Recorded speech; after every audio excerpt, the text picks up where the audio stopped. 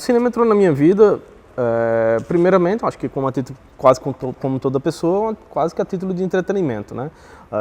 Assistir determinados filmes, gostar de determinados atores e assim por diante.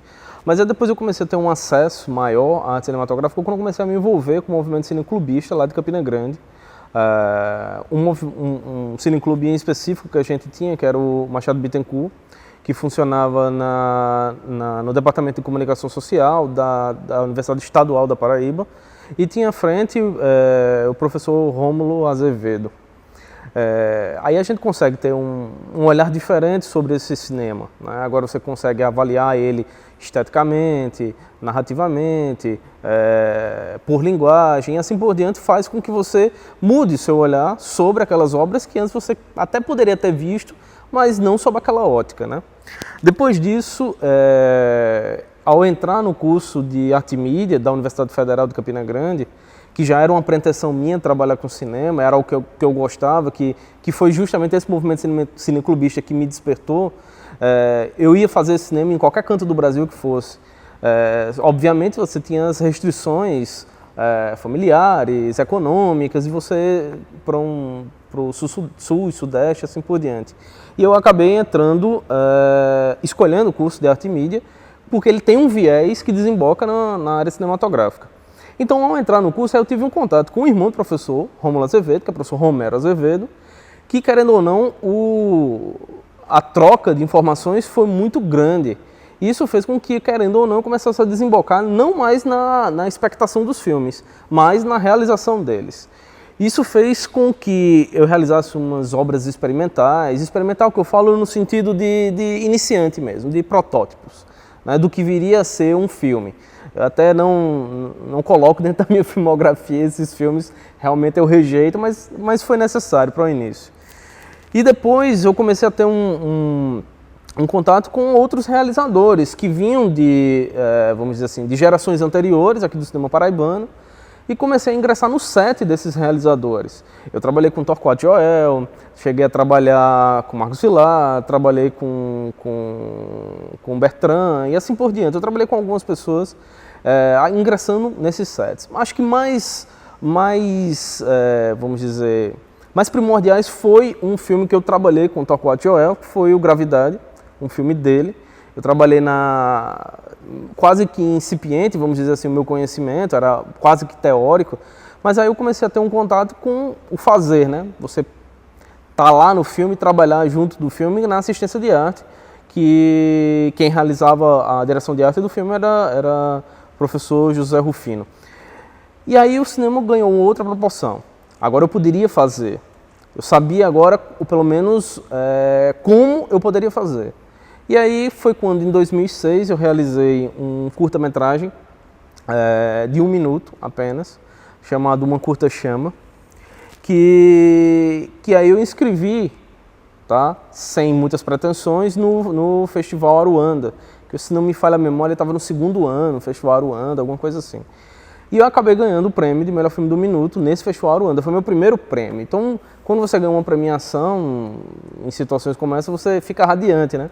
Mesmo você sabendo que se trataria de um prêmio local. E aí eu comecei a aumentar a minha produção, praticamente entre 2006 e 2009, um filme por ano, comecei a fazer. Até que desembocou em um filme, em 2008, chamado Terra Erma, que foi uma experiência estética, quase que balizada em cima do cinema de Antonioni, dentro de uma rodoviária. Com esse filme eu consegui ter um acesso a vamos dizer, um aporte financeiro maior, porque o Terra Erma ele acabou ganhando um prêmio do Cineport naquele ano, em 2009, no caso, no ano subsequente, e aí eu comecei a ter agora maior verba. Eu peguei o prêmio inteiro e investi em um outro filme. E aí foi quando eu realizei, em 2009, Depois de A Curva. E Depois de A Curva aí foi vamos dizer assim, um divisor de águas na minha vida, porque o filme rodou bastante. Ele rodou em 27 festivais, e dos 27, 7 foram internacionais. Ganhamos 16 prêmios com o filme e assim por diante. Foi uma coisa bem diferente. Inclusive, foi com esse filme que eu tive acesso ao Canal Brasil. A gente ganhou um prêmio de incentivo do Canal Brasil. E aí o filme ficou passando lá durante 3 anos e assim por diante. Mas aí, automaticamente, meus laços se estreitaram com outros realizadores da Paraíba. Aqui em João Pessoa, conheci outros realizadores, conheci João Carlos Beltrão, conheci o professor Manfredo Caldas, conheci professor Renato Alves. Então, com esses contatos, você, querendo ou não, vai tomando novas referências. O que você achava que era maravilhoso, como você via, existem outros caminhos, outros vieses que você pode trilhar. E aí, obviamente, eu entrei numa certa, vamos dizer, crise entre 2009 e 2012, não realizando nenhum filme, só estudando. Estudando como é que eu poderia realizar um outro filme que me trouxesse experiência pessoal, um crescimento pessoal, a nível de narrativa, a nível de estética, tentando encontrar algo particularmente meu. Até que em 2012 eu realizei outro filme chamado Ato Institucional, que era uma pesquisa em cima da ditadura militar, e foi um filme que me deu um outro fôlego. Apesar de não ter sido um filme que rodou tanto quanto Depois da Curva, mas é um filme que eu me sinto muito mais tranquilo ao fazê-lo ou ao discuti-lo, tá? Relacionado à cinematografia. Bem, meu caminho foi basicamente isso. E aí eu venho trilhando outras pretensões e hoje em dia, inclusive, já estudando possibilidades para longas-metragens, coisa que eu ainda não realizei. Já trabalhei em longas-metragens, já trabalhei em 7 de longa-metragem, mas nunca realizei longa-metragem. E aí eu estou com esses novos projetos aí.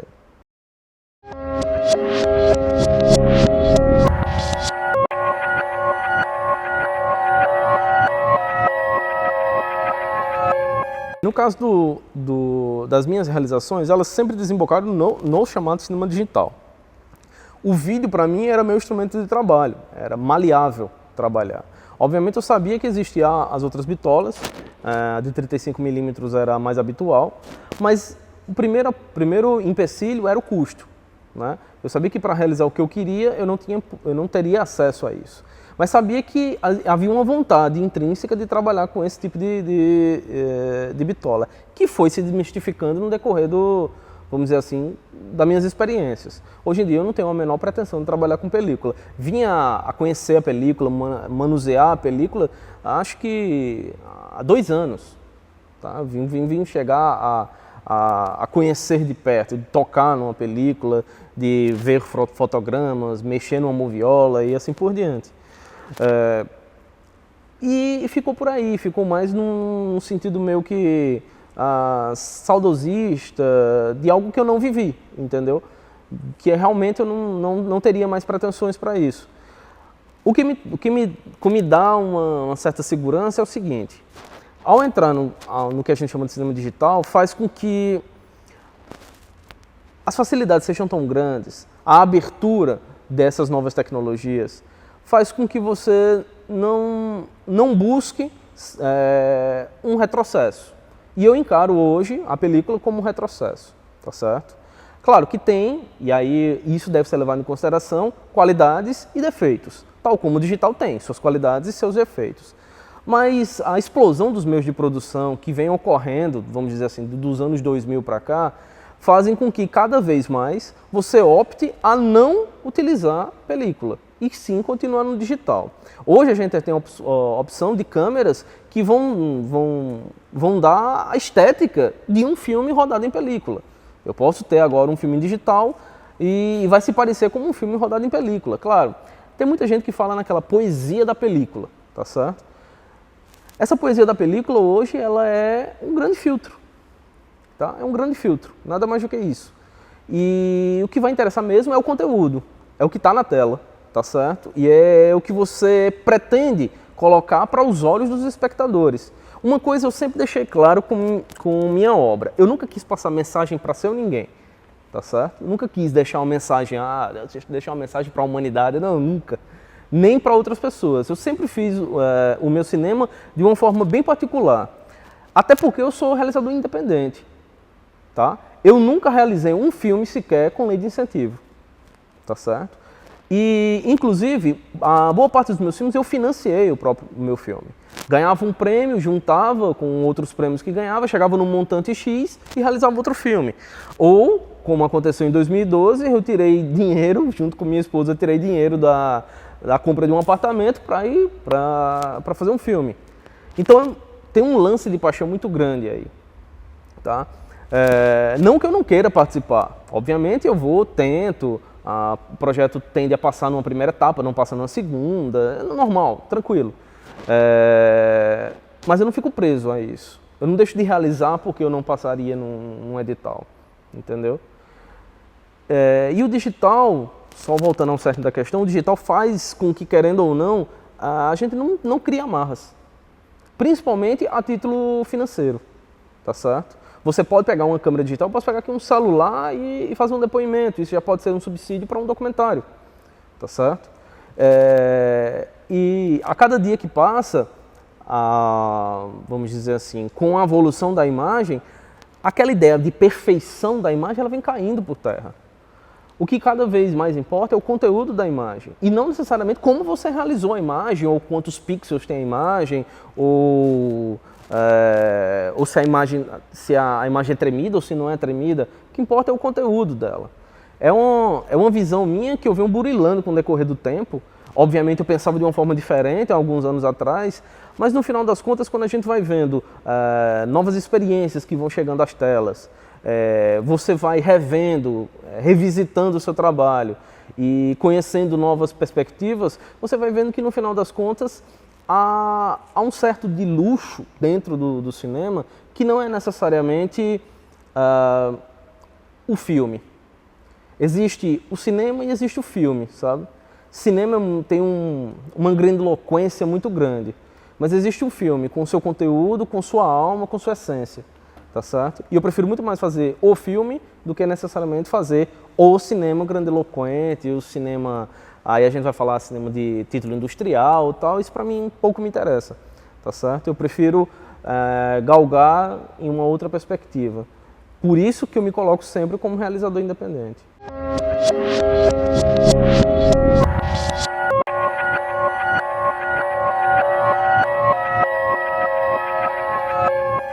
Bem, se a gente se debruçar sobre a história, tanto do cinema brasileiro, paraibano ou até mundial, se for o caso, a gente vai ver núcleos de cinema independentes. Aqueles que não se contentariam, obviamente, com os modelos de produção ou industriais ou a títulos, eu vou até chamar dessa maneira, governamentais, né, que são impostos a maneira de produção por determinados editais governamentais. Aí o que é que vai acontecer? Aqui, se tratar de Paraíba, a gente vai ver que o barateamento das mídias de produção fizeram com que cada vez mais jovens que não tinham acesso a esse cinema, a não ser assistindo, expectando os filmes, agora pudessem contar suas histórias, tá certo? E cada vez mais a gente vê que a ideia de cinema independente, ele é mais abrangente do que a gente imagina. Boa parte dessa produção, boa parte dos realizadores e mais especificamente boa parte dos novos filmes paraibanos que estão saindo são, vamos dizer assim, baratíssimos, tá certo? São realmente muito, vamos dizer assim, financeiramente falando, aquém do que um filme realmente deveria ter. A gente sabe que a gente tem uma equipe grande, o que é mais caro numa realização cinematográfica é a logística, isso a gente sabe, tá certo? Mas aí a partir do momento que você junta uma pequena equipe, tá certo? Nem que seja para fazer, vamos dizer, documentário, que querendo ou não você tem um meio de produção um pouco menor do que necessariamente seria uma ficção. Mas mesmo assim você junta uma pequena equipe, você às vezes faz o trabalho de vários, você se subdivide, faz o trabalho de vários para a realização de um filme. O que vai estar aparecendo é o que vai estar na tela. Não é toda essa produção que não apareceu. Então, no final das contas, o cinema independente paraibano, e aí eu vou colocar de uma maneira bem particular, é a parte majoritária do cinema paraibano, é o cinema independente, tá certo? Por mais que você diga, não, eu passei num edital do fundo estadual, tá certo? E consegui aí 30 mil reais para fazer um filme, tá certo? 30 mil reais paga um filme? Não paga um filme, tá certo? 30 mil reais é extremamente incipiente para a realização de um filme. Mas o que é que você vai ter em mente? Ah, eu vou agora pegar o meu filme e não vou condicioná-lo ao valor de 30 mil reais. Eu vou fazer o que eu quero, vou extrapolar o meu nível de criação, tendo 30 mil reais como suporte, mas não como um condicionante. Entendeu? E eu encaro isso também como cinema independente. Porque no final das contas, por mais que eu tire esse dinheiro venha dos cofres públicos, tá certo? Para a realização de uma obra cinematográfica é muito pouco. Claro que se a gente conseguir mais à frente, aí isso eu acho que não é algo muito próximo, é algo que está um pouco distante de acontecer. A gente começar a ter vamos dizer assim, o respaldo dos meios governamentais para uma criação cinematográfica e entender que se fazer um filme não é uma mídia barata, não é uma arte barata de se fazer, a gente vai continuar nessa mesma perspectiva, tá certo? Vai continuar na mesma perspectiva. E o Brasil todo é assim. Não fica restrito só ao cinema paraibano, não. É muito difícil, e aí obviamente, eu estou me colocando dentro da categoria dos curtas-metragens, que é o meu grau de realização. Eu não realizei longas-metragens. No Brasil inteiro você vai ter o mesmo modelo. O mesmo modelo. Você não vai ter, pelo menos, são raríssimas as exceções que você vai ter uma grande empresa financiando a realização de um curta-metragem.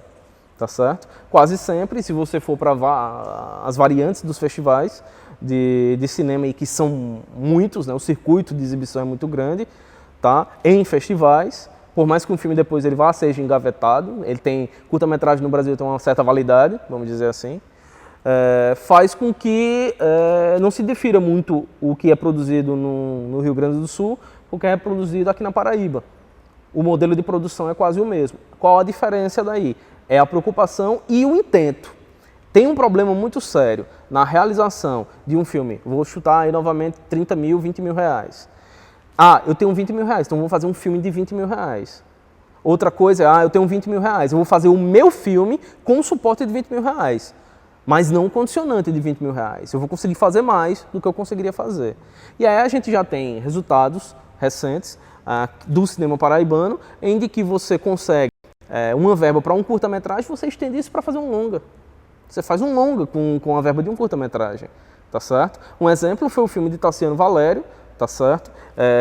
Onde Borges Tudo Vê, que começou com a ideia de um curta-metragem, conseguiu a verba num fundo estadual para curta-metragem, só que no final das contas ele acabou realizando mais 2 outros curtas-metragens de maneira independente, que ao juntar isso virou um longa. Tá certo? Ou seja, uma verba de curta se transformou num longa. Um outro exemplo é o filme de Ramon Porto, lá de Campina Grande, que é O Desejo do Morto, que acabou ganhando o Cineport esse ano. A verba que foi conseguida para o filme é uma verba para curta-metragem. É uma verba satisfatória? Porque era um edital federal, tá certo? Era uma verba boa, muito diferente da nossa verba a nível estadual. Eu não digo nem a nível municipal, que João Pessoa está um pouco bem mais servida do que o restante da Paraíba, né? O restante da Paraíba realmente é muito complexo. Campina Grande, por exemplo, você não tem lei de incentivo. Tá? Não existe lei de incentivo cultural em Campina Grande, tá certo? Agora existe uma aura, e me permita colocar uma aura falsa, tá? De produção cinematográfica em Campina Grande, que não corresponde muito bem a isso, não. É cinema independente como qualquer outro, tá certo? O governo se diz, não, nós ajudamos o cinema de Campina Grande, e o governo, estou falando a nível municipal, tá? Ajuda o cinema de Campina Grande? Não ajuda nada, tá certo? Isso é quase nulo, tá ok? Desemboca novamente no cinema independente. Uma instituição ou outra vai lá e banca o filme, tá certo? E isso é diferente, tá ok? Mas aí, voltando, Ramon pegou a verba de um curta e estendeu para um média, fez um média. Aqui em João Pessoa a gente tem outro exemplo, Arthur Lins fez isso. A verba de um curta, fez um média, tá certo? Então, eu uso aquele dinheiro como suporte, mas não como condicionante, tá certo? E eu acho que, querendo ou não, o cinema paraibano, ele tem a alcunha de cinema independente, tá?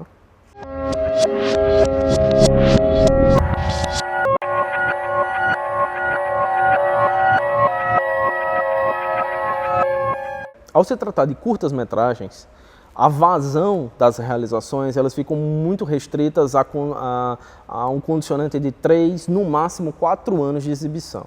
Ou seja, durante esse período você circula em festivais, tá? Porque a maioria dos festivais ele determina o prazo de realização do filme, né? Até só recebemos filmes realizados de tal período para cá, e assim por diante. Então, tem filmes, quando ele passa, extrapola esse período, muitas das vezes o realizador vai e engaveta o filme em casa. Tá certo? Não existe sobrevida para esses filmes, tá? Aí, obviamente, o que é que vem facilitando isso daí? É a internet. Aí você vai, coloca num desses ficheiros de vídeo da internet, tá certo? Dos mais variados possíveis, e você vai ter agora uma nova repercussão do filme. O curta-metragem, ele vai sobreviver, e ele sobrevive, tá certo? Quase que a nível mundial nessa perspectiva.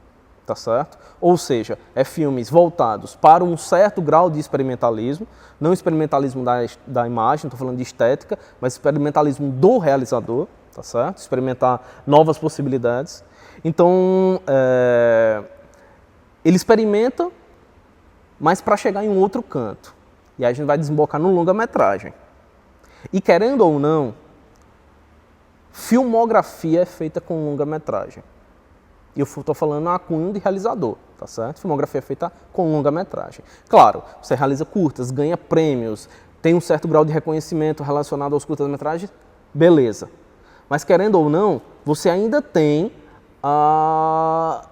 o tempo do filme, no caso um curta-metragem, um tempo bem reduzido, ainda como, vamos dizer assim, um cerceador da tua possibilidade criativa. O longa-metragem ele dá mais margem para isso. Então você tem condição agora de extrapolar a barreira do tempo e falar mais, expressar mais e contar mais, tá certo? Aí é outra coisa. A gente não tem saída para longa-metragem aqui. Não se pensa, e aí é um problema a nível paraibano, não se pensa em filme como produto.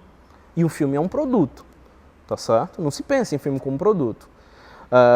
Você tem que pensar no marketing que teu filme vai ter para poder ser reconhecido. Não adianta, depois que passa esse período de festivais, se você não fizer com que o seu filme seja reconhecido, ele vai continuar engavetado, tá certo? Então o filme vai ter que passar por novos processos, tá certo? Processos que no final das contas vão desembocar na figura do produto. E não necessariamente, do meu filme em que eu realizei, vamos dizer assim,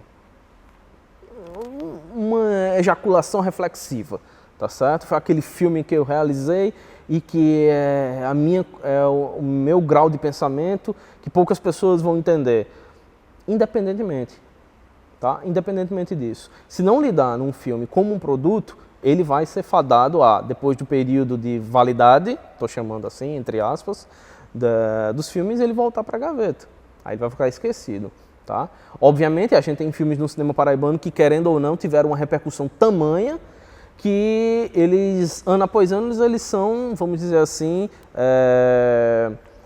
revisitados por canais específicos de TV. Então, aí ele faz com que aquele ganhe uma sobrevida, ele consiga passar várias vezes na TV, coisa de 10 anos. Um exemplo é a Canga, de Marcos Villar, tá certo? A Canga, até hoje, se você botar lá no Canal Brasil, passa no Canal Brasil, na TV Brasil e assim por diante, você vai estar lá passando o filme, tá certo? Porque é um filme que possui uma sobrevida. O filme, querendo ou não, ele teve uma repercussão maior, tá certo? Do que esse período de validade dos curtas-metragens. Agora, fora isso, quais outros filmes? A gente elenca, acho que nas duas mãos a gente elenca a quantidade de filmes paraibanos que conseguiram ganhar essa sobrevida que a Canga conseguiu, tá certo? O resto tudo, se você perguntar a vários realizadores, ou estão engavetados ou estão só na internet, tá certo? Outros, eu conheço até realizadores que nem sequer botam na internet. Vai pra gaveta mesmo o filme. E aí?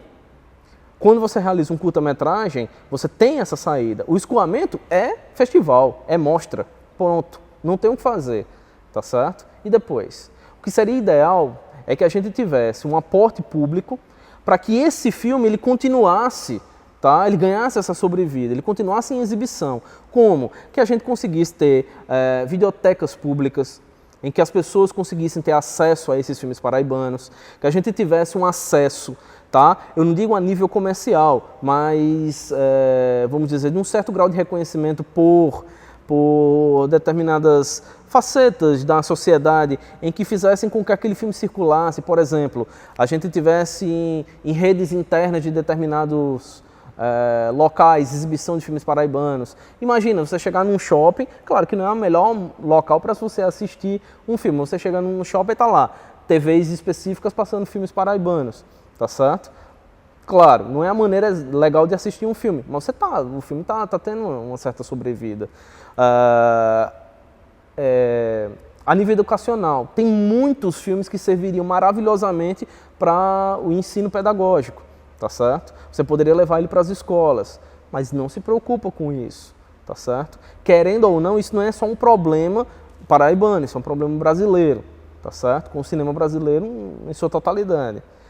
Mas seria muito bom que esse nível de escoamento fosse dessa maneira pós esse período de validade dos curtas-metragens, tá certo? Porque senão, você vai lá na casa do realizador, o filme vai estar guardado na gaveta dele. Ou rodando numa roda de amigos, ou em determinadas mostras, revisitando o cinema de fulaninho de tal. Aí você vai ter lá uma mostra com os filmes de tais realizadores, de tanto a tanto. Basicamente fica preso a isso.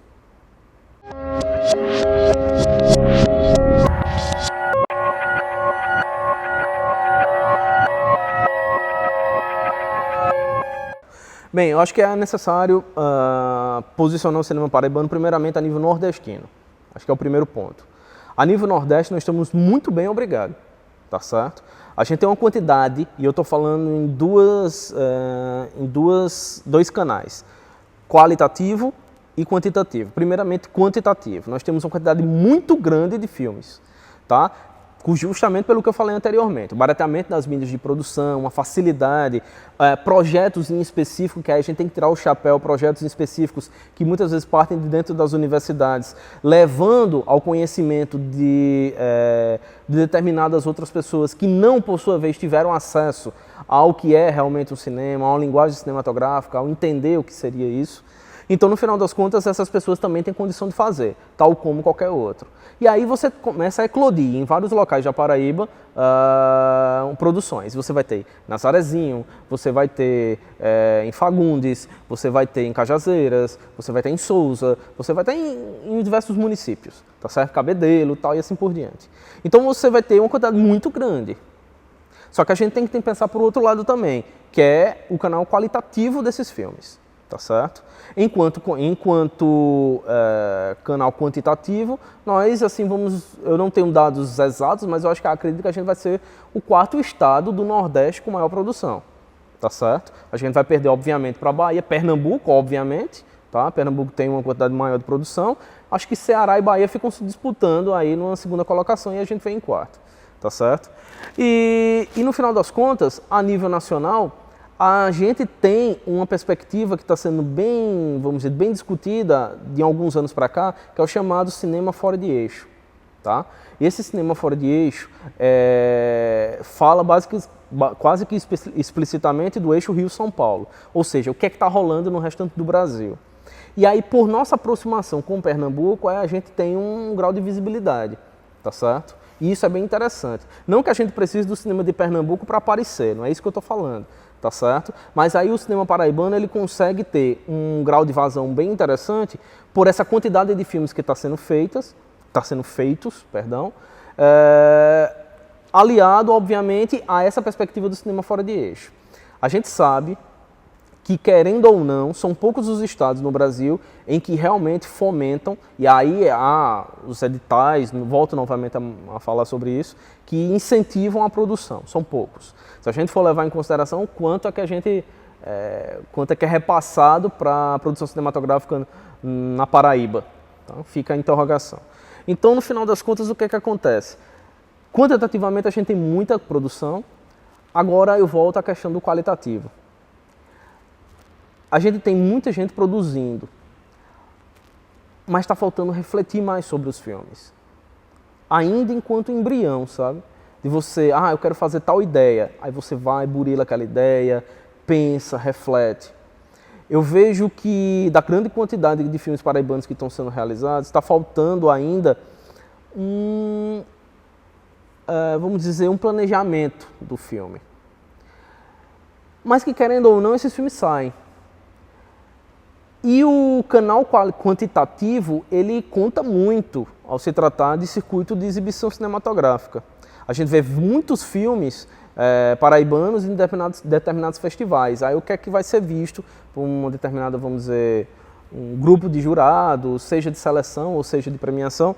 O cinema paraibano está se destacando bastante. O cinema paraibano está tendo uma quantidade de filmes, vem com surpresas maravilhosas. É verdade, vem com surpresas maravilhosas.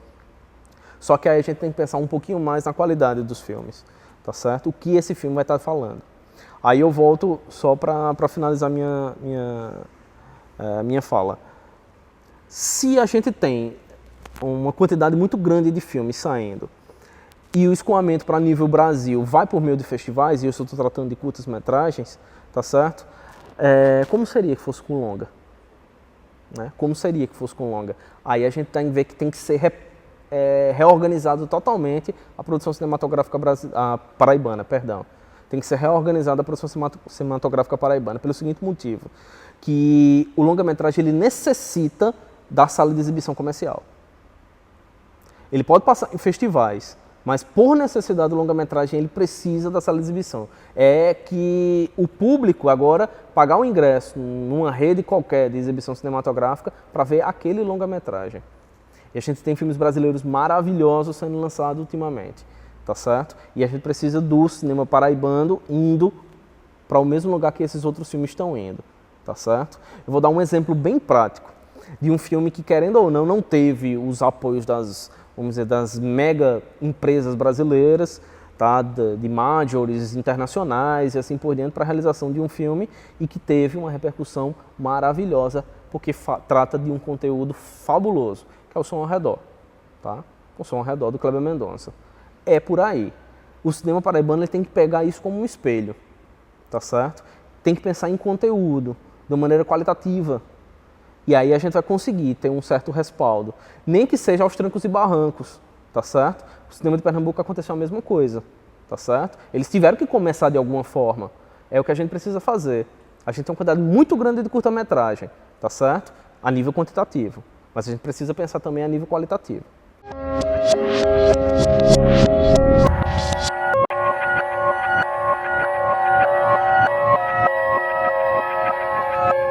Pela minha condição, por ser um realizador independente, eu tenho uma visão de fora, entendeu?